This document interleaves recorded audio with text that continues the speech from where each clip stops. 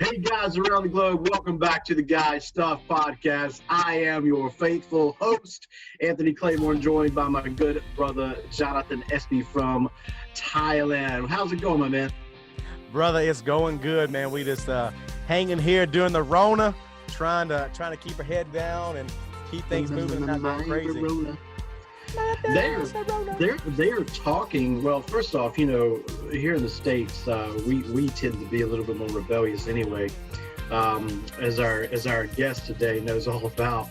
But we tend to be a little bit more rebellious, and people are already starting to like kind of go out again, even though it's kind of interesting. It's kind of one of those deals where it's almost like as a parent, sometimes you'll tell your kids not to do something, then they do it, and so then you make it your idea so they don't feel like they're being disobedient, or you don't feel like they're being disobedient. So that's kind of what's happening in the States. It's like we're not gonna reopen yet, and then people are like, nah man, I need a haircut, when people are going out and doing stuff, and then the governor's like, well yeah, maybe we could scale up a reopening.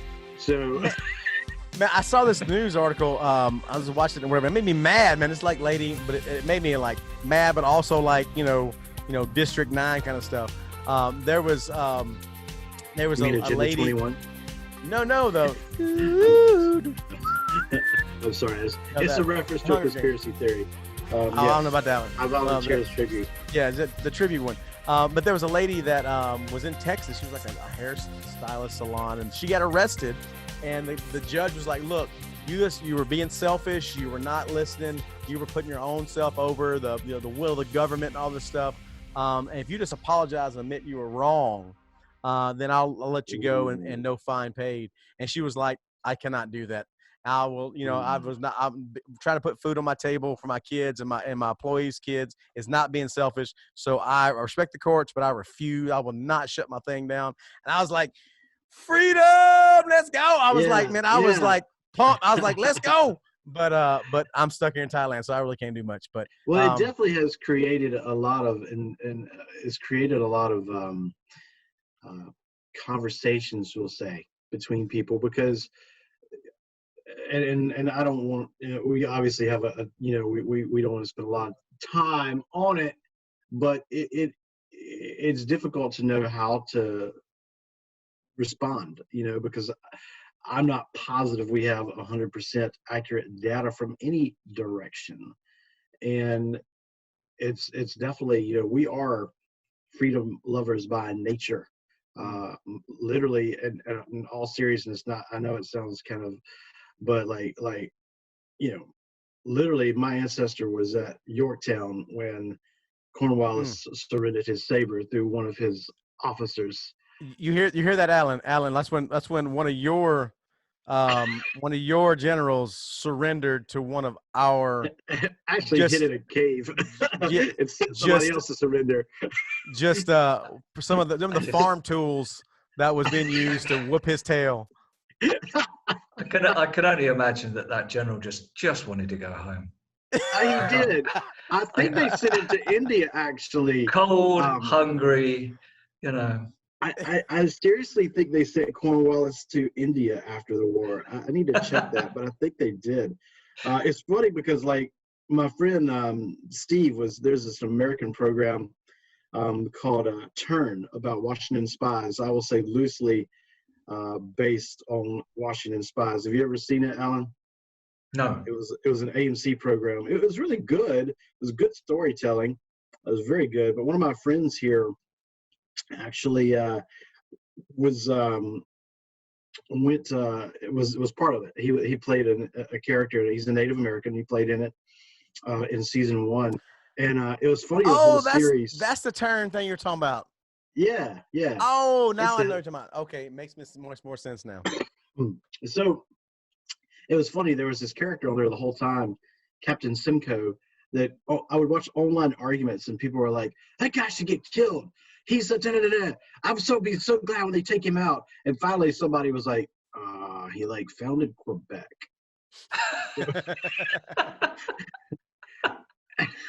And yeah, I did look it up. My man Cornwallis did go to India. That was his parting gift from the crown for not doing For so well. losing, But for yeah, losing to the hey, look, colonists. funnily enough, they just don't teach that part of history in the schools in the UK. Okay, we just steer clear of our failures big time because we have just too many victories to teach about. Oh, yeah, it makes sense. It makes sense. Except for that one major one where the colonialists just whooped Joe's tail. I'm just saying. I think it'd be fun. I've always wanted to ask this question, like, how is the American Revolution taught about in schools in the UK? And that's how it's taught.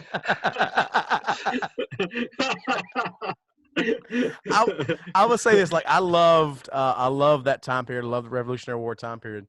And I was in American history in college, and we were like really digging into that time period. I was like loving it, and I was so like shocked, like how like accommodating the British royalty was. Like the colonials were like, oh, we hate this, and they'd be like, okay, we'll pull this back, and then like they'd be fine for a while, and they're like, oh, we hate this, and then the British like, oh, okay, well we'll and it was like a grandparent, like just okay, what, and then all of a sudden they were like, okay, we're on full out war. I was very kind of shocked at how like it may have been skewed, but it seemed like very accommodating up to a point. They were busy. They were busy. I'm serious. They were busy with wars all over their other I colonies. think probably trying to keep control of the entire crumbling empire at that point. Yeah, so, that's exactly right. Yeah. They were just trying to placate. Distributing soldiers all over the world, just simply not enough to go around for such a small country. It's impressive. I mean, like, no, when you look at the island, I would show my kids, when I taught history, I would show them, like Great Britain, and then I would show a map of the expanse of the empire, and I was like, props. I mean, like the Crips and Bloods ain't got that kind of reach. I mean, that's like, I mean, that is impressive. Yeah. And of course, to be fair, we did a little of our own colonizing too. Oh, yeah. Yes. It's all right, man. It's good. It's colonization is not necessarily a bad thing. Not necessarily a bad thing. And speaking of which, for all those that are wondering why it's just our beautiful faces and an amazing headshot that are watching on YouTube, amazing headshot of that is the best haircut. Like when this is over, I'm going to get that haircut. Oh, right. Okay, great.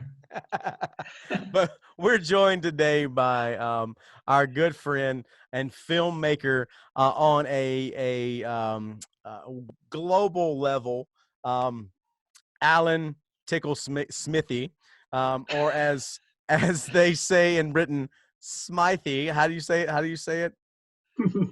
I think probably Smythe. Smythe. Alan Tickles Smythe. Now, that means he does not want to be associated with us, but that's right. Yeah, it's my pseudonym for anonymity today. Yeah, exactly. And so it was Tony Clay. And so one of the while we're doing this is not that we don't want to tell you all the amazing things that this guy has done, but he does undercover filmmaking for some of the rescue organizations that we partner with, that our ministry partners with. And so we can't break his anonymity, and even telling you some of the films he worked on would break that. So we're going to talk around it. But he just to give a little bit of a backstory at who he is and kind of what we can reveal. He's worked a lot with the British Broadcasting Company. What's the BBC? British Broadcasting Corporation. Yeah, BBC, Corporation. Yeah. The company. He's worked extensively with them. John's going to be talking with a fake British accent the rest of the day. The whole time. Let's see if I can do it. Let's see. Get a little Cockney accent here, yeah, mate. Yes, love. Anyway, that was horrible. And he also has worked with the American Broadcasting as well, and has done major documentary, cinema, theater released documentaries throughout the world, and very much award winning. A few of them have won very high awards, and I wish we could tell you exactly what they were. But So if go we check them out. told you what they were, we'd have to kill you. Exactly, Yeah. and we don't want that, because we want all 4 listeners to live. Yes, So we they can want. continue Yes, we listening want to you us. to live. That's right. So Yeah, you could tell yeah. 4 more people. Yeah, yeah. John has actually taught me how to kill people, so just be very, very careful. If you work out my identity, I will be around. He's sneaky. He's like Daniel Craig. He's the spoon. I'll kill you with a spoon. Yeah. Why a spoon, cousin? Why not an axe? More. Oh man. He's like, what have I stumbled into? Exactly, Yeah. exactly. This is not going to be your normal cinema review type of podcast. But yeah, we're so thankful, Alan, for you coming on here, man, and spending time with us. It's a pleasure. It's amazing how the connections that God has allowed us to make, and have people on that are world class in their fields is shocking to me. And what's more shocking is that Alan's a friend of mine. So that's like makes me like go, why? Maybe why I'm does he just wanna hang out? maybe I'm just researching you, John, for an undercover film. That's what it is. It's gonna be this expose. Some expose, yeah. Learn the story of one. You're just of cannon one fodder very for the special- camera, mate. Exactly. Yes, That's that's it. great. It's it. It's gonna be. I'm like Tiger King. I'm like the Tiger King, but Yeah. It's going to be a film about overcoming mental challenges and and bowel problems. exactly, lots of bowel problems, lots of pooping problems. So this thing went off the rails quick. proving once So- again, though, I love this. This proves once again that no matter where you go in the world, potty humor is funny. It works. It's a fact. works, From the man. jungles of Belize It does. to Europe to Thailand, Yeah. potty humor works. It does. It I'm does telling you. break down cultural barriers very quickly. Yeah. It does, man. No other joke will work. You can tell the funniest joke from America, and Asians will be like, "Huh?" But you tell a poop joke, Yeah. they will laugh their head off. Done. They're your friends. So if you're going overseas anytime soon, we encourage you to learn poop jokes in that language. Exactly. And I will say this. This is another thing that maybe I should filter this out, and I'll think about it. But I'm telling you, like, so that we were had a team out here, and we were riding elephants. Yeah, get off my back. We were riding elephants. They're huge. We're not very heavy to them. It's like riding a horse. Anyway, and so we were riding elephants, and there was a guy in front of us, and I had a team, this old couple with us. And they were riding with us on the thing, and then we're the elephant in front of us. He was a male, to put it that way. And he seemed to be, I guess, excited. He may have got a whiff. Been happy of to something. see you. Yeah. May have been happy to see me. I don't know, but it was very obvious that he was a male. And he had 5 legs. Yes, he did, and one was dragging. There was a trail. It was like an alligator elephant, just like the signs. If you were like Crocodile Dundee tracking this thing, I'm like, oh, it turned into an alligator. Anyway, and so the guy in front of it, the driver of the elephant, I don't know what you would call that, the elephant pilot, I don't know. Anyway, was, I mean, losing his mind, laughing and pointing, and just was the most hilarious thing he had seen in a long time. And it was just for like 5 minutes he was just laughing and pointing and talking, and he was speaking the hill tribe language, so I had no idea what he was saying, but it was pretty obvious what he was saying, but that was another thing that poop Breaking joke. down barriers. Exactly. And I think they're called bull elephants. I think that's bull. the official term. Bull It was elephants. the bull elephant. It definitely was a bull. Or elephants if you're from Middle Earth. The elephants. Speaking of which, Alan, me and Alan, we share an affinity, a love, a passion for Middle Earth, for Tolkien, for the Lord of the Rings. Is that right there, Alan? What would you call that? Uh, a mild obsession, maybe. Yeah, I mean, we have agreed to do a trek. What do you call it? What do we, a quest?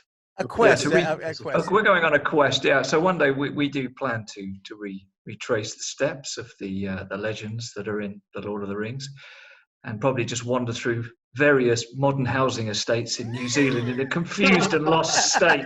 Yeah, having drunk too much ale and smoked too much New Zealand tobacco, just completely, utterly lost. Wandering through people's gardens and houses, living rooms, with cloaks on, with a Yeah. cloak. It's a hobbit. It's a hobbit. Get your hands off my child. pretending to be invisible. Oh my gosh. Well, look, that makes three of us. I am a huge Tolkien and Lewis fan myself. I don't know if John told you, I'm actually a writer. Right. And it's hard to believe, isn't it, right, that I can string sentences together? But but I love those guys, but their work and their friendship. That's Yeah. the thing that I think is so important, and just the bond they had and how God used them the way He did. It's really cool. Kind of an iron sharpens iron kind of thing. Yeah, it was really, Yeah, really definitely. strange. Really strange. Like, but yeah, what Chesterton, Lewis, and Tolkien were like the three that were at what, Oxford or Cambridge, where were they at? Oxford, I think. Right, and they had the book club, the author club, the writer club, and that's how they actually convert Chesterton and Tolkien converted Lewis, right? That's Yeah, right. Lewis was, I mean, he wasn't just an atheist. He was a really good one. I mean, you know what I'm saying? Like, I've read some of his early pre-conversion stuff, and it's like a completely different person, which in fact, we know it was, Yeah, you know? it's true. So, well, tell us a little bit, Alan, about one of the things we love to do as we chat with our victims, aka guests. You know, we've got them trapped. They're like, I want to run, but we like to kind of go back a little bit and get some background, just what you can share with us. Obviously, I know that there's some things that you probably can't, but just a little bit about growing up in a country a little bit different than what John and I grew up in. You know, I mean, you know, he grew up in Mississippi. I grew up in North Carolina, and you grew up somewhere a little different. Tell us a little bit about that. Okay, yeah. So grew up in the United Kingdom.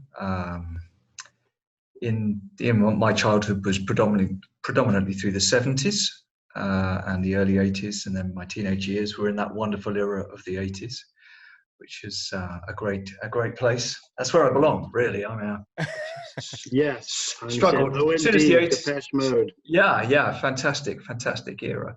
But you know, I suppose looking back, I see a vast change in the United Kingdom in my lifetime, and that change has come incredibly quickly in terms of the values on which society is now perilously balanced.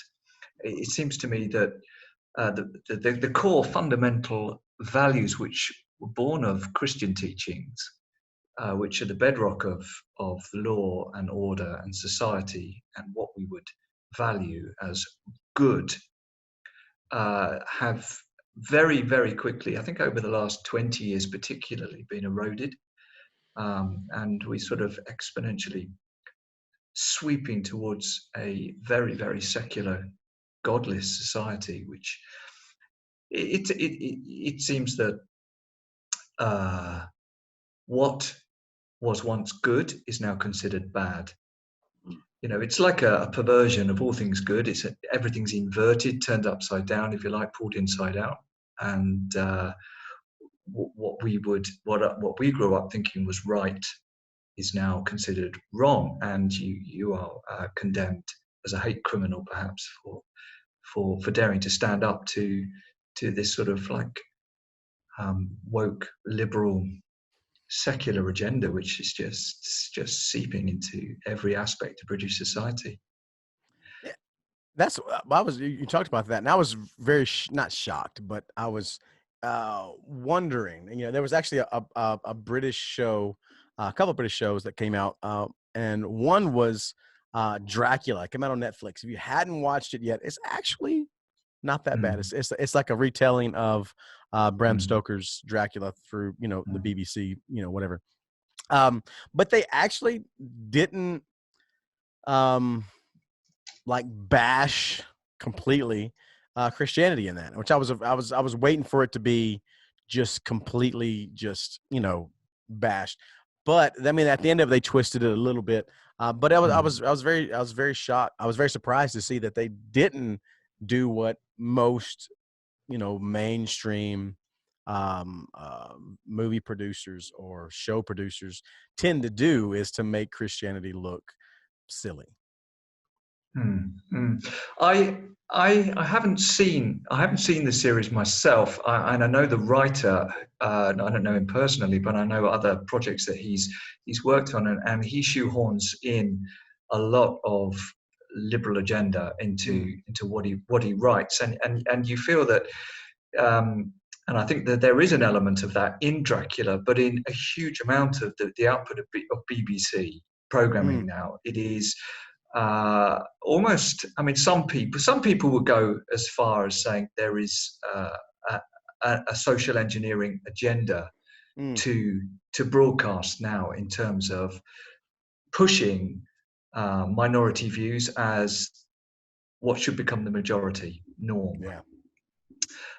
You see that a lot, and you can argue whether that is an agenda, whether um, that is a deliberate thing by a group of um, like-minded left-wing individuals who sit at the top of the pile, who are running media outlets and organisations who are all like-minded and agree on this agenda. So it permeates into the output, whether that's print or broadcast. Or perhaps, just as likely, it is production companies, producers, directors, writers, actually now feeling under pressure to deliver those values, these sort of godless values, these man-made values, because of the fear of backlash if they don't. Yeah.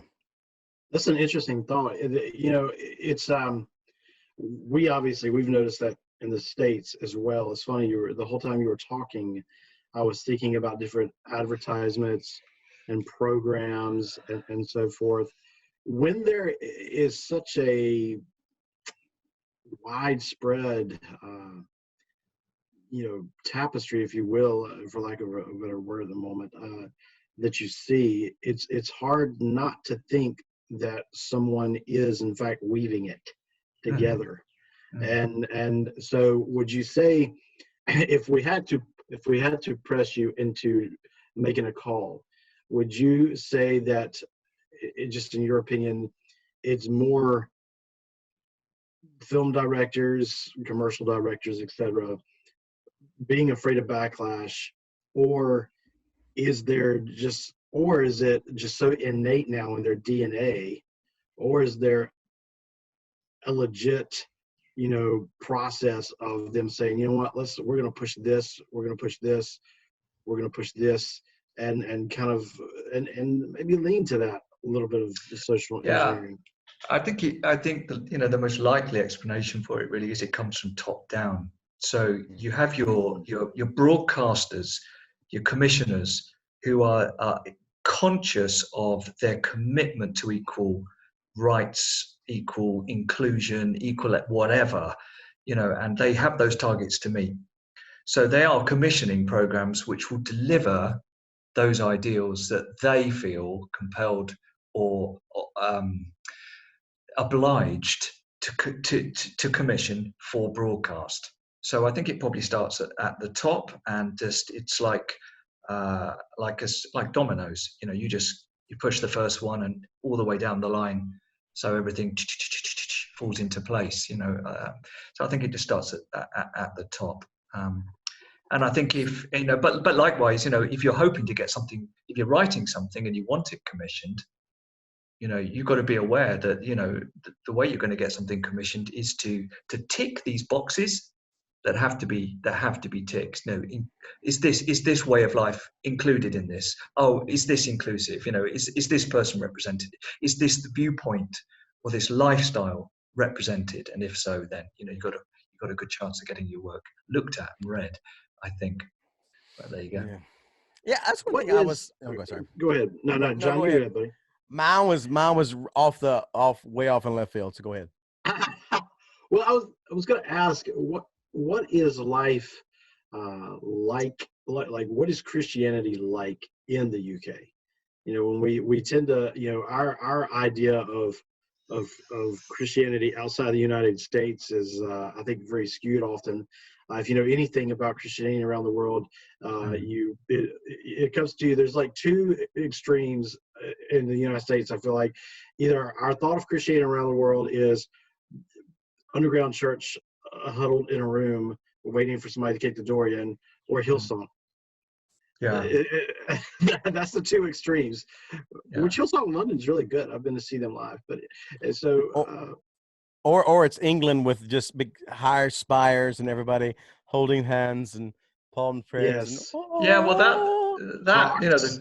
the traditional church in the UK is definitely on it's on its last legs. I mean, attendances have been falling dramatically year on year for years and years and years. So traditional high church, the Church of England, the Roman Catholic Church, to an extent, the numbers are poor, but Christianity is definitely growing in independent churches, in sort of more churches that I think the thing is in the UK is the churches that are teaching Bible truth are growing, because what they're teaching is radically different to what the mainstream traditional church is teaching. Because the traditional church in the UK, like the Church of England, is saying to community, what do you want us to teach? What do you want to hear?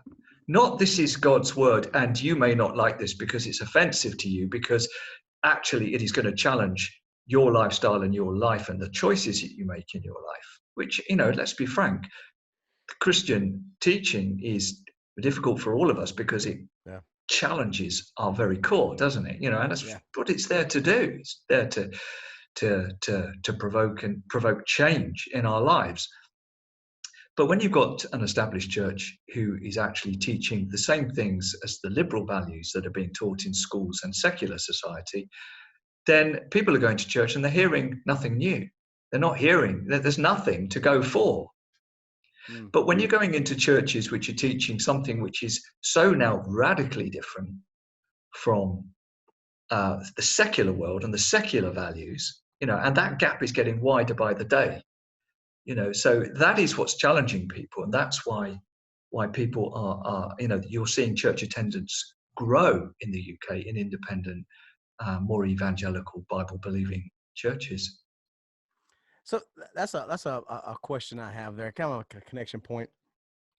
So like you said that there's this agenda that's really pushed, and I think all Western cultures at this point, agenda being pushed through media and film, and really, film is a way of spreading information, right? It's whatever information you want to put in it, it's there, and it's a way you can emotionally be connected with it, and so that's being pushed and put out there for whatever reason. So how does a Christian who is the caliber, who is a strong Christian, but at the level that you were working at and are, still working, how does that dichotomy, work between the values that you hold as truth? How does that translate into when you have a publishing company or whatever going, we're paying the bills and this is what we want you to have in there? Yeah. I mean, it starts with, when you're offered a project, I'm talking about myself here personally. I have to think very carefully about that project. And sometimes you think your gut instinct is, goodness, I'm not sure what good could come from this program or this film. And then you also got to think, you're being offered this incredible opportunity to be a part of this production, and you have the potential to be able to influence positive change in negative messages that are currently, your expectation is, it's going to deliver this, but actually you have the potential from the inside to kingdom build. So I would take on a project like that, and then once you're in the project, oftentimes you'll see if any of the contributors in the film perhaps are Christian, and they they talk about their faith. Now, the gut instinct, so many times I've sat in cutting rooms and the producers will be saying, oh, get rid of that. God stuff, Christian Bible bashers, get rid of it. And I've had cases where I've worked on films where the main contributors to that film, in fact, they were the main characters in a long form documentary film, and their Christian faith was absolutely fundamental to the telling of the story. Faith was all they had in this film. They'd lost everything in their life. All they had left was their faith. It was a story of faith in international justice, faith in each other, but faith mostly in God, because that was really all they had left to believe in a situation where everything else had crumbled, broken, and let them down. But I had to have long discussions with producers in that situation who their gut instinct was, just remove the God stuff. And I had to stand up and fight for that, because I absolutely believed, one, that I'd been put in that cutting room to produce this film, to make sure this story of their faith could be told. It was incredibly inspiring, and profoundly impactful in terms of communicating a gospel message. So I felt, a tremendous responsibility to those contributors to do their story justice, and to try and work from the inside to effectively fight this desire to remove any kind of association with Christian values in this film. And at the finale of the film is the most profoundly powerful scene, where one of the characters, or the contributors, these are real people, not characters, is praying for the outcome of the situation that the film is building right up to. And this prayer was a beautiful prayer, and we were able to cut that in a very poetic way with lovely imagery. This sense of journey coming to an end, or coming to this apex, moment of the story, and incredibly powerful. And you'd have lost wonderful cinematic moments like that had we stripped out the heart and soul of that film. And honestly, if you'd removed the faith element, I'm not sure you'd have had a film at all out of that. That's heavy. I mean, that's just like incredibly heavy to think about. The battles, really, there's no other word for it, the battles that you come up against as a Christian filmmaker in what is predominantly a secular world. It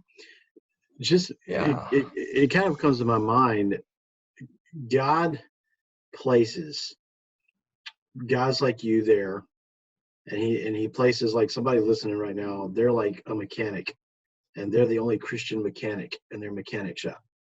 And somebody is working in an office, and they're the only person who's not stealing time. So what would you say to people in all walks of life? What are some principles? What keeps you focused and gives you, I know this is an obvious Sunday school answer, right? But Jesus loves me. That just, but what, because I know it's got to be tough. I know there's got to be temptation at times to just fold, to make sure that the film gets out there. What keeps you strong? How do you manage to stay the course? I think because, I mean, you have to be determined and to see it through. But I think you just feel. I personally feel an overwhelming compulsion. I am. It's like a calling, I suppose. What is my calling? Well, my calling. I don't see my calling. I never saw it as to become someone who was recognized in the television and film industry, from a personal level in terms of personal gain. I saw it as an opportunity to serve.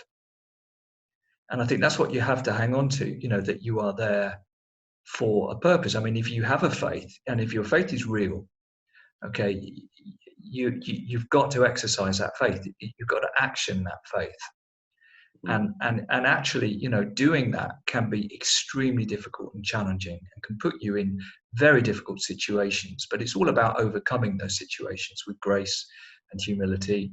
And sometimes, you've got to stand firm over certain issues. You've got to fight them. I mean, I've had to, in terms of, where I've made films about natural history, and you have this constant stream of narration telling you about evolution. This animal evolved from when this animal evolved XX millions years ago.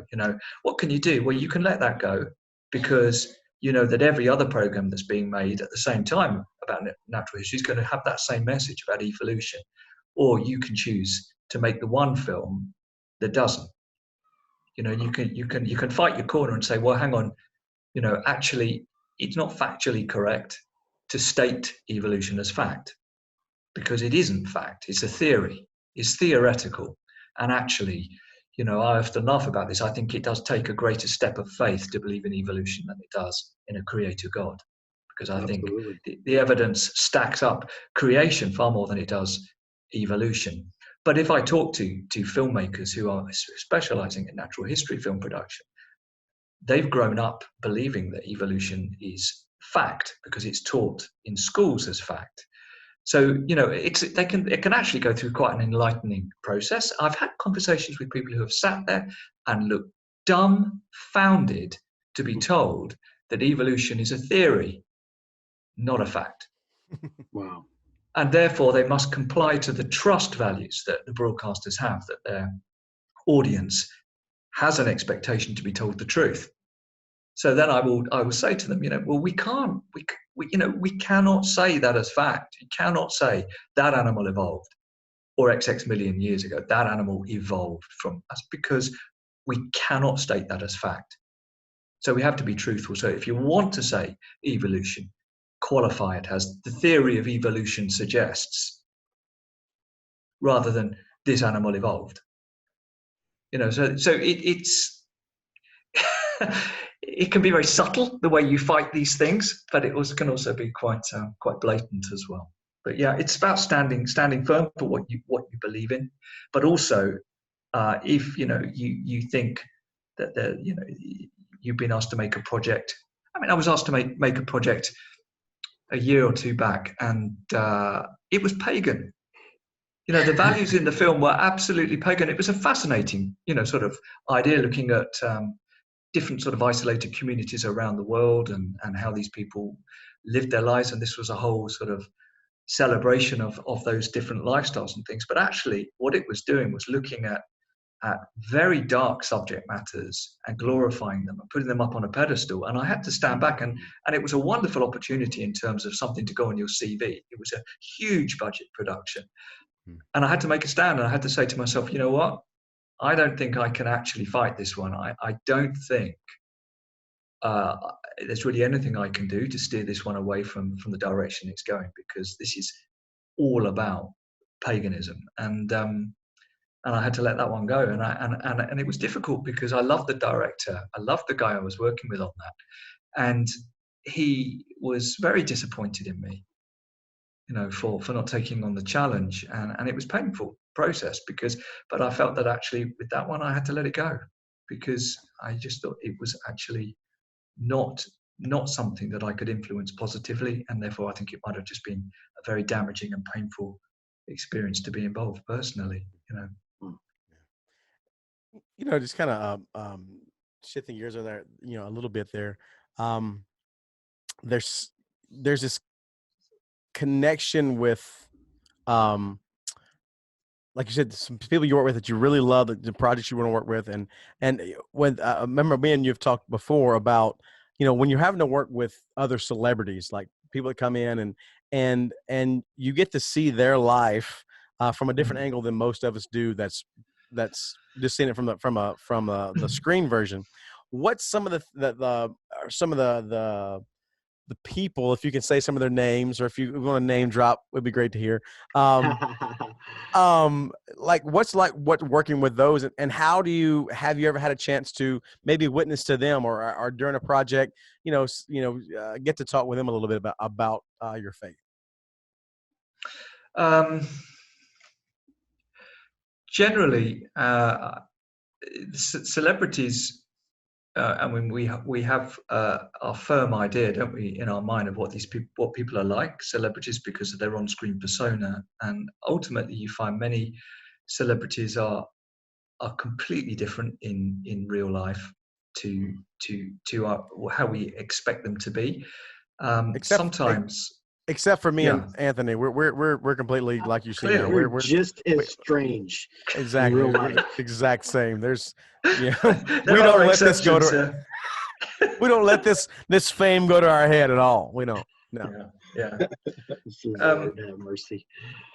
Yeah, I mean, there are people that I've had conversations with who are interested in issues of faith, or have been brought up going to church as kids, and they'll make some comment, and you can start a conversation. Most of the time, I ought to be honest and say that my experience with celebrities is they are quite often very difficult people, are very, very complex people, and it's actually quite a painful process working with them. It's like being on this podcast.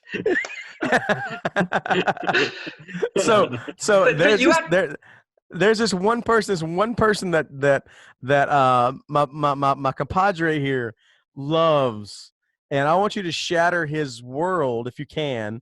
If you can't, let me know.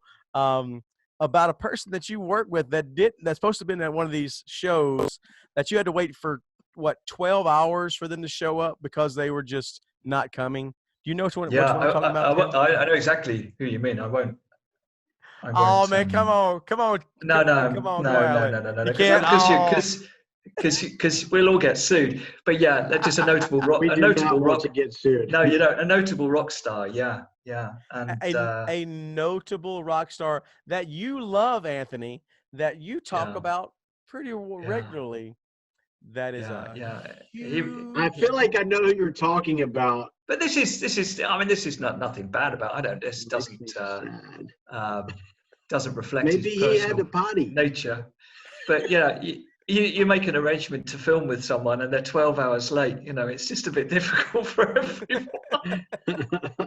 Hey, rock and roll. Rock and roll. Get there. Oh my gosh, that is. So can you explain? Can you explain a little bit what that looks like as a filmmaker? And I guess it can go into how our character should be, no matter what our status is. If you tell somebody to be there at a certain time, or you're going to commit something, doing that, and this person claims to be a follower of Jesus, I would say.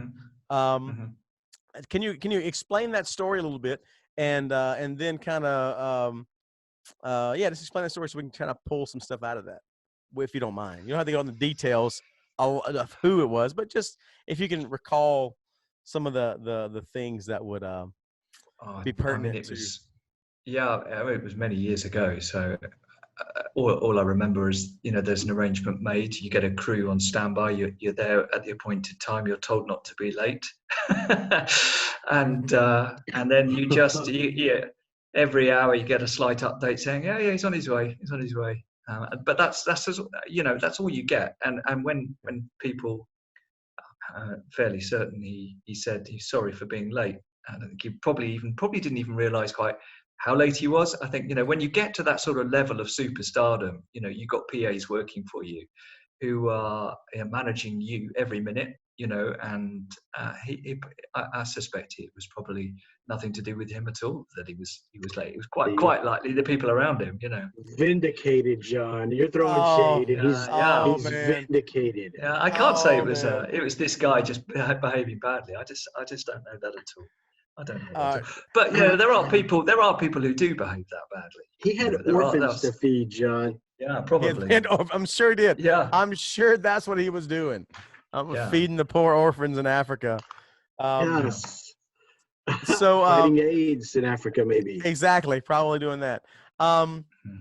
so and that's someone like you have a lot of those stories. What was some of the stories that have you like you met maybe a Christian, non-Christian celebrity that you really were surprised at how like down to earth or how actually good hearted they were? Do you have any of those stories at all? Yeah. I mean, I worked a couple of times with a very notable TV personality in the UK. He was a comedian and also had quite a good acting career as well in movies and things. And he was an interesting guy. And the first time I worked on a project with him, he was very difficult.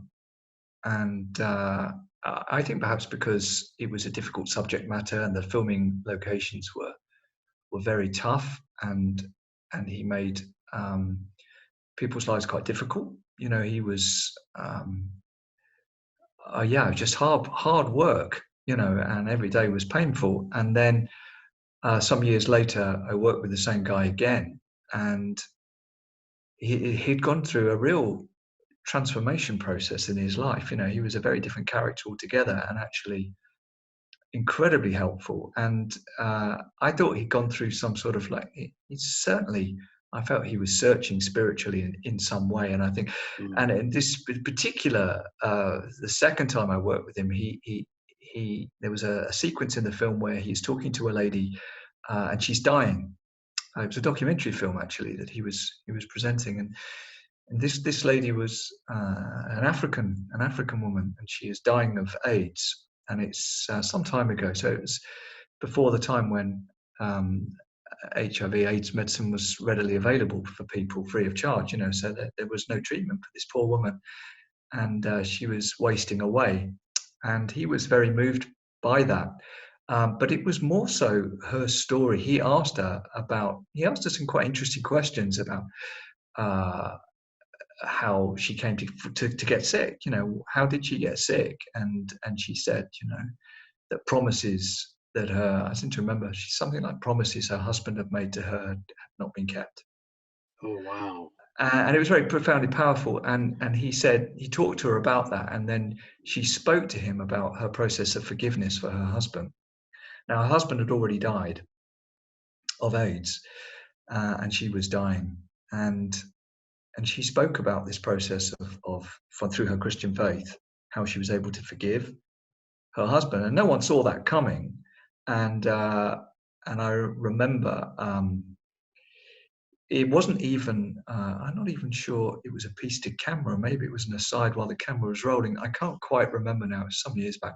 But this guy, this celebrity, talking about this, he was profoundly impacted by this woman's ability to forgive. And I thought that really was very interesting, and helped him at that time, because clearly he was a much better person than he'd been some years before. And whether, you know, you see how God works, don't you? He puts people in places that we come into contact with people at these perfect times in our life. And I just think perhaps that encounter that he had there was part of his journey in terms of his searching for purpose and reason and hope, I guess, in his life. That's amazing. So I want to shift gears on you guys for a minute. I want to go back to something you guys talked about a while ago. We talked about our good friend and his affinity for the Lord of the Rings. So, got a couple of questions. The first one, what, in your opinion, because we all watch movies and we're like, wow, that was incredible. Like, I'm a Lord of the Rings fan, and I'm also a Star Wars nerd. Okay. I own it. I own it. You know, ever since I picked up a Luke Skywalker action figure from my neighbor's yard in 1979. Hey, you're talking to the right guy. I remember the chair I sat in 1977. Okay, when the first one came out. So but do you have a lightsaber? Do you have a lightsaber though? Do you have a replica lightsaber? May or may not. No. I may or may not have 3. You may. But they're old. I bought them for my son when he was 3. It was part of my teaching him how to like defend himself. We started with plastic lightsabers. But he's grown up on the new trilogies and all that stuff. And I'm going with filmmaking, I promise. Hang with me. But look, see, here's the thing. And somebody out there is like, oh, dear Lord, they're talking about Star Wars. But the Clone Wars cartoon, okay? The last season was just released. I don't know if you're familiar with it at all, Alan, but the last season was just released, and it just ended. And it tied everything together in the Star Wars universe absolutely perfect. Wow, but here's what was interesting. This is where I'm going with this. The filmmaking, the film scoring even, everything about this last season, especially like the last 4 episodes of the Clone Wars on Disney Plus, sponsor us Disney Plus, and we'll talk about you more. I'm just kidding. No, we won't. I'm kidding. But it was more impressive and was better cinematography, better story than any of the last 3 movies that were put out in theaters, like the last one, The Rise of Skywalker / my name's not really Skywalker. I'm just going to call myself because I'm embarrassed by my papa. Yeah.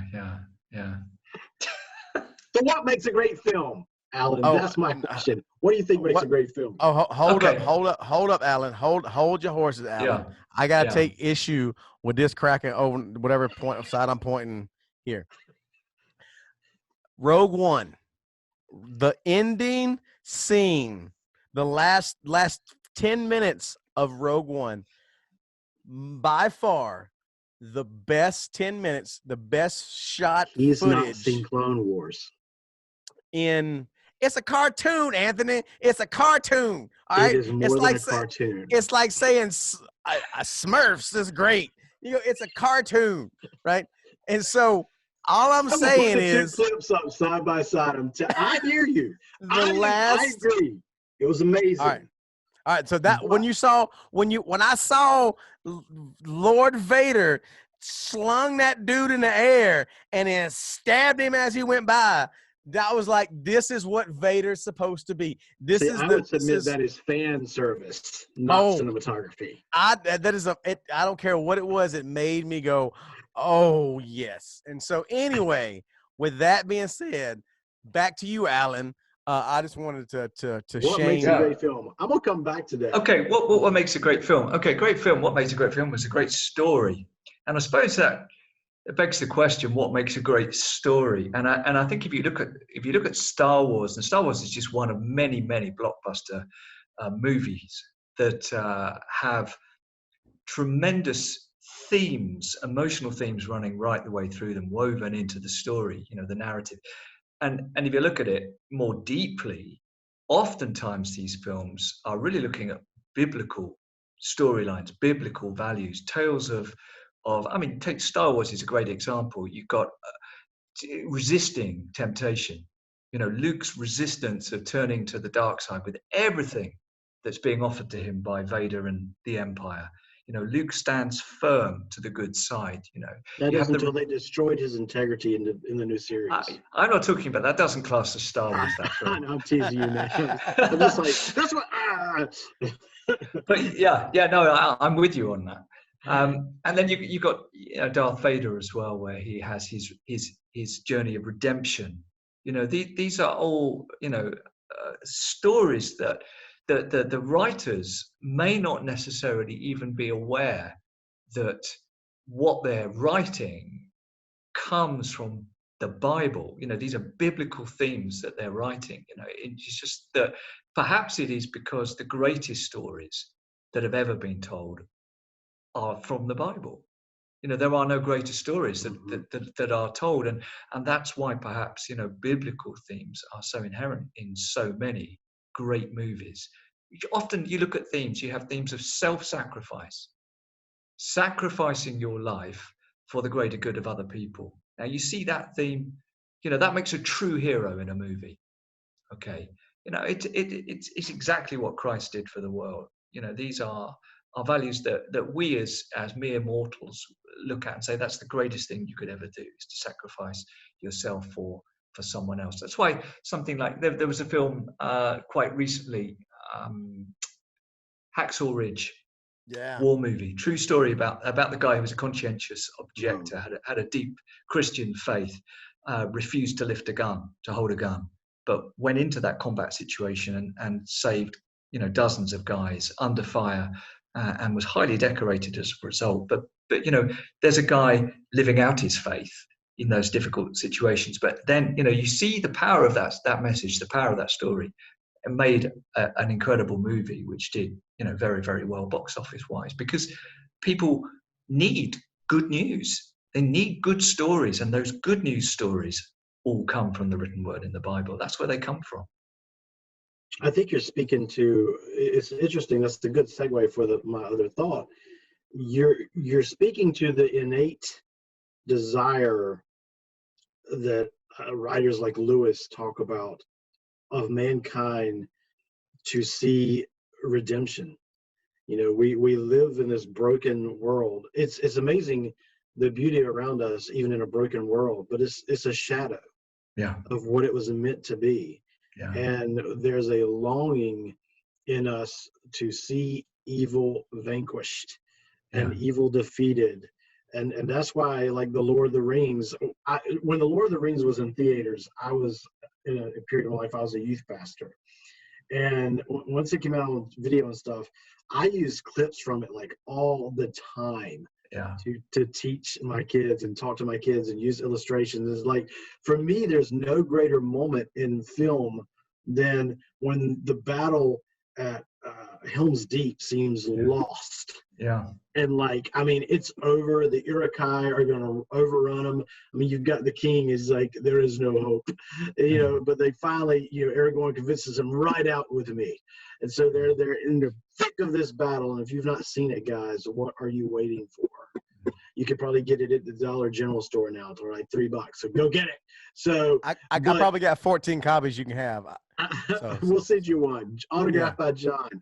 But in that moment of absolute desperation, all is lost. Gandalf the White appears at the crest of the hill with the army that had been banished for standing up for what was right, when the king's ear had been, he'd listened to an evil, wicked servant. Worm tongue. And that is an amazing moment when the Iroquois just shrink back from the fury that is purity and goodness. Yeah, it's a good example. The Lord of the Rings trilogy is a great example of Christian story, Christian teaching. It's all about overcoming temptation again, isn't it? And you've got the one true king who isn't tempted by the ring. The one true king. Here again, it's that Christian influence in Tolkien's life. Aragorn is the Christ-like figure at the end of the film. That movie, really honestly, there's movies, there's a very few movies and books that I would say influence how I think and things I will go back to and draw from, and even like it puts me at peace, right? Lord of the Rings seems to be that. Maybe it's a mental issue. I don't know, but it's something that that's in there we talked about this on a previous podcast about this nostalgia. That's just this emotional connection with something there at a time. And man, there's something that's there that connects me to that movie. And like I said, I think it is the story of redemption that's there. There's this hope. There's the ending song to that. The original three, Return of the King, Into the West by Annie Lennox, is like, I hear it now and I still like just start crying and like just, it's this idea of like, crossing It's that okay to veil. cry, guys. Okay, just Yeah, so I y'all mean, know. dude, I'll cry like a little girl. I cried at Beauty and the Beast, so I ain't cried that. I'm saying that one don't touch me that in my spoke to me feels. on a deep interpersonal level, though, because I felt like I was the Beast. So I mean, you are the beast. We all are the beast. We all the beast. But there is something about that that does it connects emotionally with me. And there's very few films that I've seen that I just squalled at, and that was one of them. And that it was not that it was like the ending of it. It was like this ending part where now that fellowship's broken and they're all going to their whole thing, and they're crossing over. And it was an emotional time for me. And I think my dad died not too long after that the first movie came out, and so that was a emotional connection there for me, man. So yeah, I love that movie. can I make us and you guys just something to chew on? Yeah. I think personally, part of the reason that it connects with us as men on an emotional level, and the sorrow we feel over it when we see it, isn't just the story, because the story is fantastic, but it speaks to something that we as men feel like we've lost in this modern world we live in. How simple would it be if we could fight evil in our lives with a sword, right? Yeah. I mean, there's a warrior, I think, that is crying out in every single man just to get out. And if you understand DNA, and it's interesting, it's like people talk about things like alcoholism, and they're like, well, DNA is a factor, and we agree it is, but it too is a factor in that pull and that yearn we feel to rise to that challenge, to be that warrior, to be that person. I think for me, at least, that's part of the nostalgia and sorrow I feel, in a sense, because we're trapped in this modern world with no more dragons left to kill, at least we think. What do you think, Alan? I think what we're trapped in is such a confusing world where all the lines are blurred between good and evil. And I think it's very difficult to know what battles could be fought. And, we live in a society, like I said earlier, that's stripping away everything that we inherently know is right, and teaching us that it is inherently wrong to teach that or believe that or speak that. So I think it's very hard for any guys to fight any battles now without fear of significant reprisal from from the state. Well, that's one thing I think me and Alan were talking about earlier before the podcast. Is this a lot of movies now, or a lot of shows and TV shows, especially on the streaming services, are lacking any good guy? They are. I mean, this is clear. I mean, I see quite a significant difference between movie theater releases, so what we call in the UK cinema movies, to Cinema to box set dramas, which it's a gold. Let's be honest, it's a golden era for drama now. With the streaming services that we can all get a very good value in our own homes. But so many of these dramas, you struggle now to find a good character. They're all broken people. They're all bad. And it's very hard, I think, as a viewer to root for any one character, because actually, the good character in this particular series is actually only just a tiny bit better than the worst character in this series in terms of morally or ethically, it's or the whatever hero of it the is. anti-hero. Yeah. And is that a reflection from our writers living in today's modern society are reflecting what they feel and what they see in society around them, that actually there is no good anymore. Mm. Because we've been so busy the last 20, 30 years. Kicking got into touch saying, we don't want to hear from you anymore. This is the way we want to do it. And we're removing anything good and putting in its place all things that are bad and dressing them up as good. So actually, when you look at that and you go through your life, people are struggling to find good in the world. And I think that plays out in these things. What would be an example of a show that you've recently seen that has that problem? Okay, I watched. My wife and I watched together the first season of Ozark, which I thought was brilliantly made.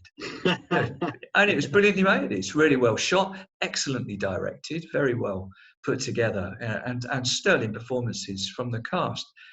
But by the end of it, and I think we dipped into the first couple of episodes of season 2. We just stopped watching because I said, actually, the situations that are unfolding on screen that are supposed to be the good guys in action were so awful in terms of what they were getting involved in. Actually, we were really struggling to find any good in it at all. Anything that was wholesome, anything that actually was edifying, and I think it was actually quite damaging to us personally. I'm not saying to everybody, but to us as individual viewers, we thought actually this is doing us harm rather than actually being something that's worth investing time and effort in. That's very interesting, Alan, because my wife and I watched season 1 as well. And at the end of season 1, we literally looked at each other and we were like, I'm not going to be back for season 2, no matter what they do. And it's interesting that you say that, because entertainment, you cannot escape the fact that entertainment does impact you the same way that Lord of the Rings and Star Wars and other movies have inspired us and challenged us. If you feed yourself on entertainment that is negative all the time without any kind of exegesis of it, in other words, doing what you just did and looking for the truth in it and determining what is in it is redeemable. You've got to exegete everything. That's what we always did with our kids when they were small, especially, we exegete everything we watch. We talk about it. It's just damaging. You cannot do it again and again and again and again and not expect some sort of spiritual damage. Yeah, I think so. Yeah. It's not constructive in any way. I mean, it's interesting, isn't it? Because it takes us to a crossroads, doesn't it? I think, it's an important thing for people, for Christian people, to think about. I think if you look back historically, okay, when television first really blossomed, okay, and we're looking back at the 1960s when most homes started to have a television in their home, and the 60s were there was quite a revolutionary shift in culture around the world and values and things. And a lot of those were being communicated through the television set into people's houses. And Christians at that time withdrew. They withdrew wholesale from entertainment industry, from media, because it was the tool of the devil. That television set is the tool of the devil, and it's much better just to get rid of it or not have one in the house at all than to do anything else about it. And it's, what should we, I suppose the question is, how do we respond? How should we respond to an overwhelming output of negative values, negative lifestyles, being dressed up and promoted as something that is great and is the norm? What is our reaction? Or how should we respond? Do we withdraw again, or do we roll up our sleeves and get involved in these industries and try and make a difference from within? That's one thing that I've really noticed. And I'm glad you said that. I really hope Christians do that, because I mean, let's be honest. Most Christian movies, the Christian bases come out, they're horrible. They like the worst. Like, I mean, there's a couple. Like, you get a couple good ones, like Facing the Giants, and you get Fireproof, and you go, okay, but still, the acting is horrible. You're like, man, why can't we get high production value content with an amazing, But godly Christian story. it's interesting, John, and in many ways I agree with what you're saying there. That you look at a Christian film and immediately, to me, it stands out. Oh, this is a Christian produced Yeah, movie. yeah, I think it's getting better. I think we're making inroads, Christians now, into the entertainment industry and telling stories better and attracting, through better scripts, better yeah. writers, attracting better actors to sign But you on to movies. but you get like Noah. You get like what Ridley Scott doing Noah, which was like, why is Ridley Scott Yeah, doing Noah? yeah, Why is there not no Christian director that'd be like, let me do this? yeah. I think Noah was just. What was going on in that film? I mean, A it lot was of just. acid was being dropped. Yeah, it's crazy.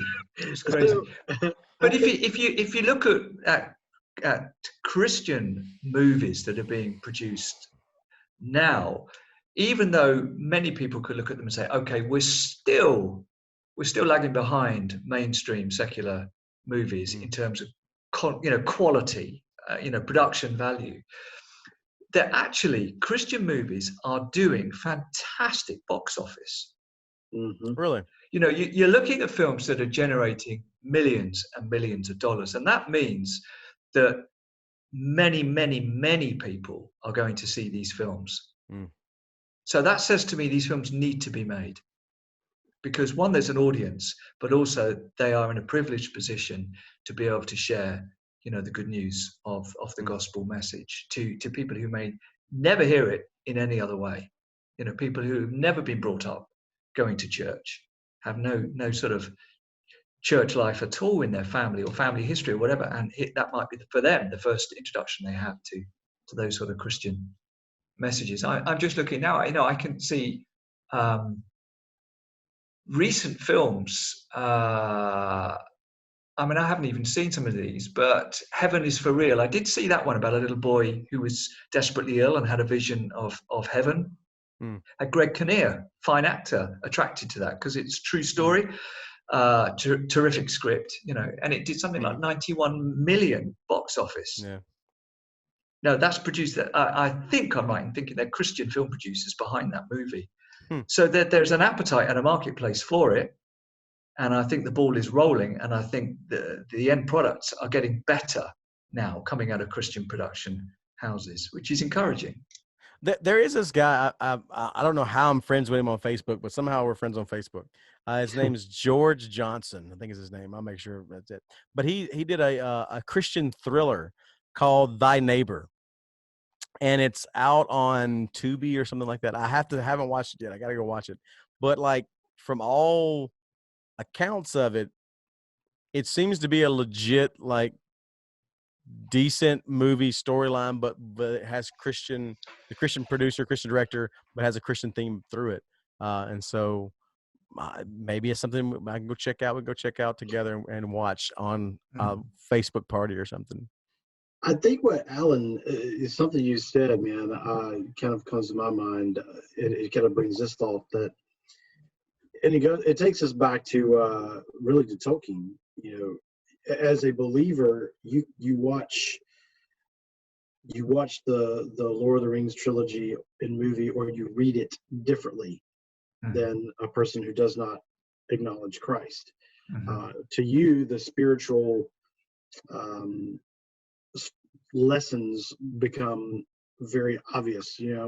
I think that perhaps what needs to happen is we need more people like Alan, who they take their faith into what is viewed largely as a secular world, and they are willing to take their giftings and craft.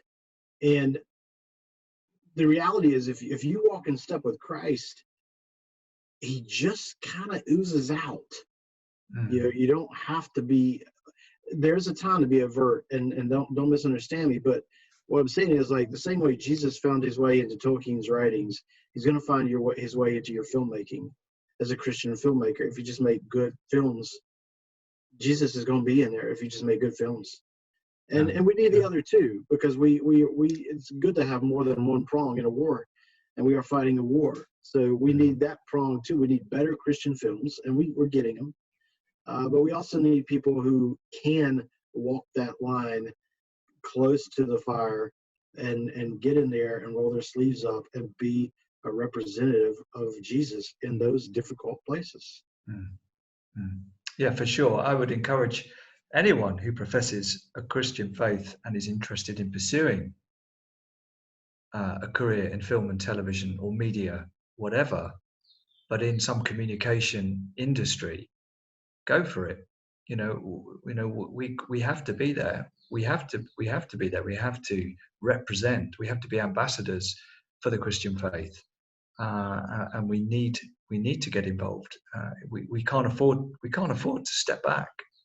We've got to be involved. We have to. But it is a difficult workplace. It's very demanding and very difficult, and you're up against or working with people who are mostly or oftentimes focused on representing values you really don't believe in. So you've got to be strong, and you've got to be, your faith needs to be built on solid ground, solid teaching upwards, because you're going to be challenged, and you don't want to get broken by the experience. You've got to be strong in your faith, and see it as a challenge. Definitely. And that's one of the things too. I think even in we talked about this a little bit before, when we're watching movies, having that critical eye of going, okay, what is this story trying to tell me? What's this story trying to invoke in me? Is it trying to, what is this trying to do to me? What message is this trying to preach? Because I think every movie and every song is preaching a sermon. It's just, what is it actually preaching? And so I think we have to be critical about that, right? Yeah. I mean, it's fascinating because so many films do preach, and I think often subconsciously, tremendous Christian value. And I mean, I was thinking about this as I was thinking about the conversation we're going to have today. I was recalling watching The Martian, which is I love sci-fi. It's a brilliant film. It's one of Ridley Scott's great movies. But you think about the story. This is about the sanctity of human life. How precious we are, each and every one of us, because you've got this guy.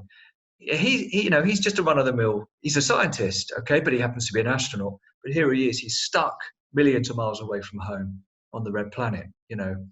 But the time, the effort, and the expense that the world goes to, NASA or whoever the organization is, to go and rescue that one human life, says everything about how precious and miraculous human life is.